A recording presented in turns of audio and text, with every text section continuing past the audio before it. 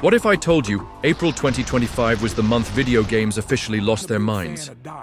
We're talking about lawsuits over digital drug empires, GTA glitches that catapult characters across galaxies, and developers who flat out refuse to make DLC because it's boring.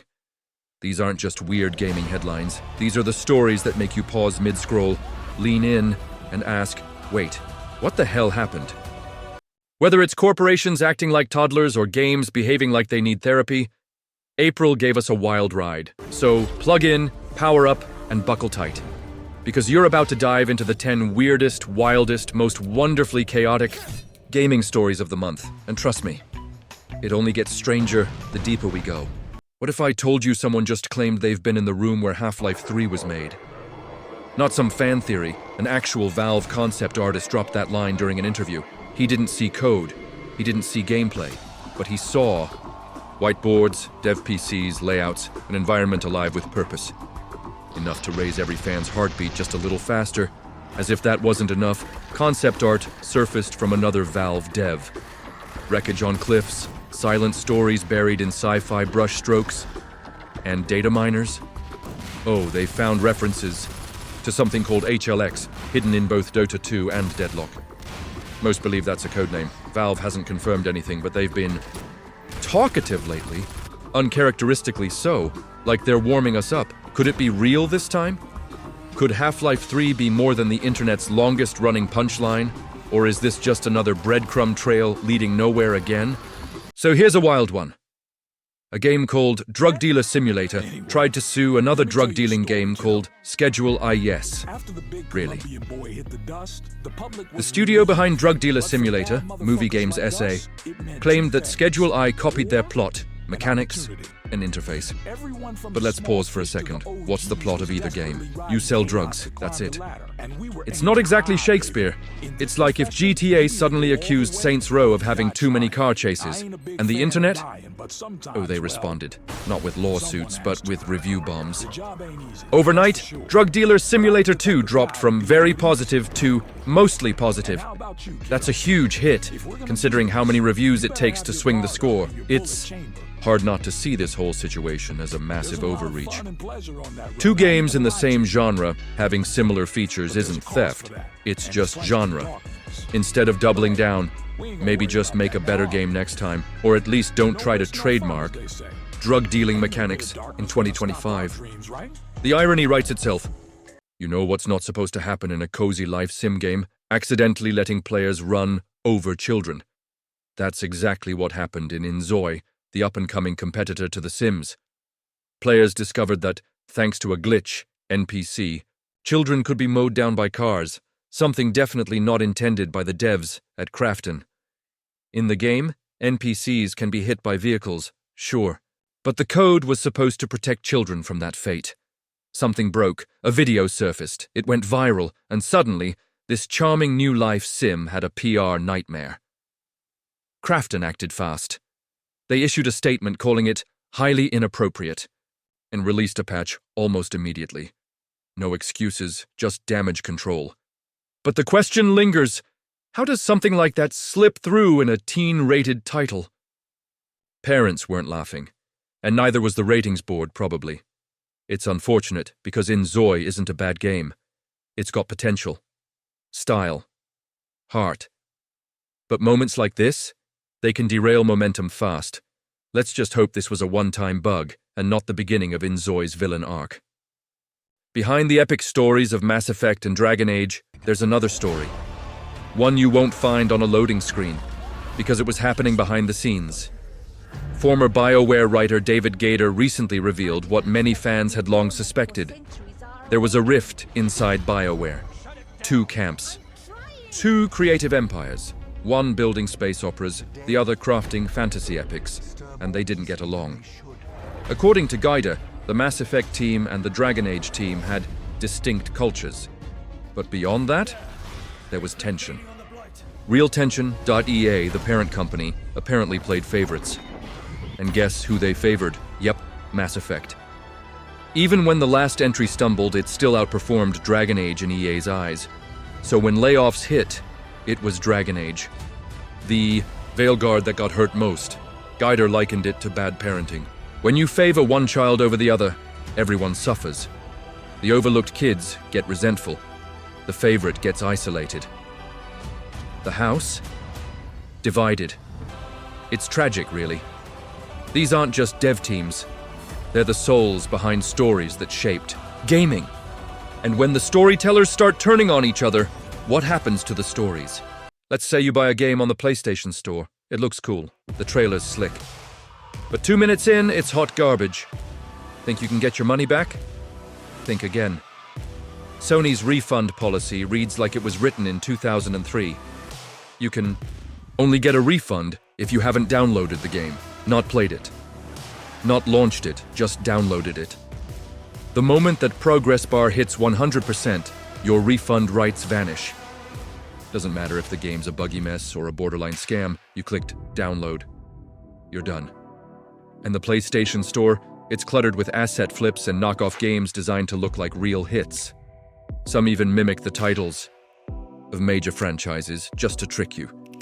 So imagine paying $30 for what looks like a survival horror game, only to open it and find a janky maze full of stock assets and broken AI. Sony's policy doesn't just feel outdated.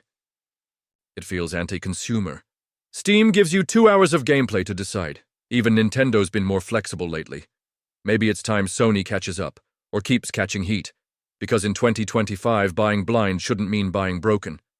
So here's something you probably didn't have on your 2025 bingo card. A US Congressman recently claimed that free healthcare encourages young men to stay home, skip work, and, wait for it, play video games all day. That's right. Apparently, giving people access to medical treatment is ruining their ambition. Now let's unpack this. Gaming is expensive. Consoles are hundreds of dollars. Most new releases are hitting $70, even $80 now.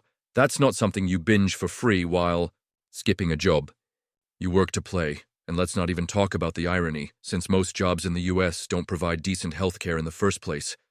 You need healthcare to get healthcare? The internet didn't hold back. Gamers, health advocates, even economists called out the absurdity. The idea that free healthcare is a threat to productivity feels less like policy and more like satire. Maybe the real problem isn't that people are playing too many games. Maybe it's that some lawmakers still treat gaming like it's 1995, when in reality it's a culture, a passion, and for many, even a career. But hey, keep blaming video games. That always works, right? It started like most things in online gaming do, quietly, then chaotically.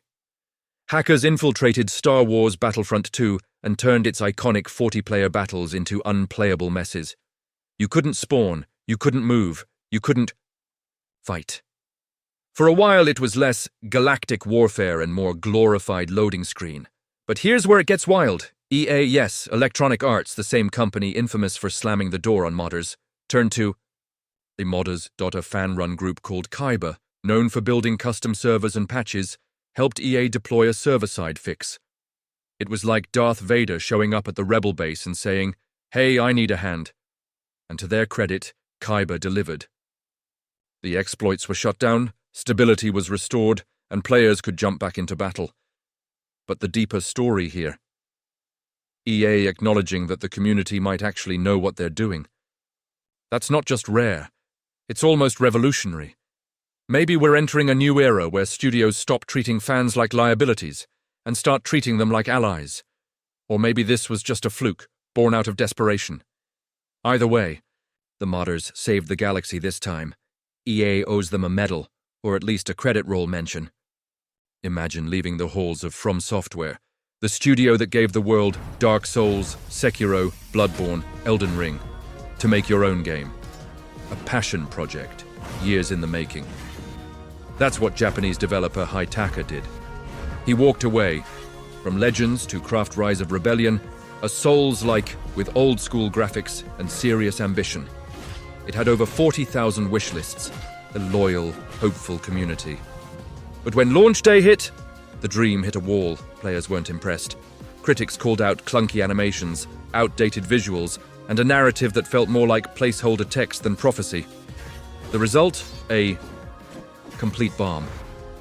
And to Hitaka's credit, he didn't hide. He uploaded a brutally honest video admitting the failure. No spin, no PR mask. Just a developer coming to terms with disappointment. It's a tough reminder that even if you've helped shape gaming's most iconic experiences, success isn't guaranteed. Sometimes reputation can get you in the door, but only execution keeps you in the room. Still, there's something deeply human in Hiteka's honesty. In an industry built on hype, silence, and spin, his vulnerability might be the most powerful thing he's made yet. Let's just hope it's not the last. You drop one of the most beloved RPGs in recent history, you win Game of the Year. The internet worships your NPCs. Players spend hundreds of hours falling in love with every dialogue choice. And then, the world asks, so, when's the DLC? Larian Studios answer, nah, we're good. In a refreshingly blunt interview, CEO Sven Vinke admitted that making DLC just feels boring. The team doesn't want to crank out bite-sized content or meaningless expansions just to cash in. No horse armor, no $10 side quests, no here's a new hat updates. Instead, Larian is focusing on meaningful patches and class expansions. They're still updating Baldur's Gate 3, but not because they have to, because they want to. Vinke's philosophy is simple. If it feels like homework, we're not doing it. In a world where studios squeeze every last cent out of success, Larian is doing something radical, walking away while on top. And maybe that's the real magic trick, knowing when to stop before the applause fades. Not every dev gets that luxury. But when they do, and still choose integrity, that's rare. And it's worth celebrating. It started with a simple bug. Or rather, a very old one. Out of nowhere Grand Theft Auto. San Andreas players began reporting something strange. Spawn the skimmer plane, and boom, CJ, the game's protagonist, doesn't just take off. He gets launched. Not into the air, not into the sky, into space. As in 1.087 quadrillion light years into space. Yeah, they did the math. The culprit? A Windows 11 update that accidentally triggered a dormant 20-year-old bug. Buried deep in the game's code. Turns out, the skimmer was treated like a boat in Vice City, but was reclassified as a plane in San Andreas. Combine that with some data mishandling, and CJ essentially becomes a human warp drive. No cheat codes. No mods. Just a forgotten fragment of Rockstar's past, suddenly awakened by modern tech. And just like that, CJ joined the ranks of unintentional astronauts. No training, no spaceship, just vibes. Somewhere out there, CJ is still flying. Maybe chasing stars, maybe glitching through galaxies. One thing's for sure, this is the most Rockstar ending to a Rockstar bug imaginable. And honestly, it's kind of beautiful. So there you have it. Corporate chaos, coding disasters, devs making bold choices, and bugs launching CJ into the cosmic abyss. But weird stories aren't just good for laughs. They tell us something deeper. That gaming, for all its polish and polishers, is still raw.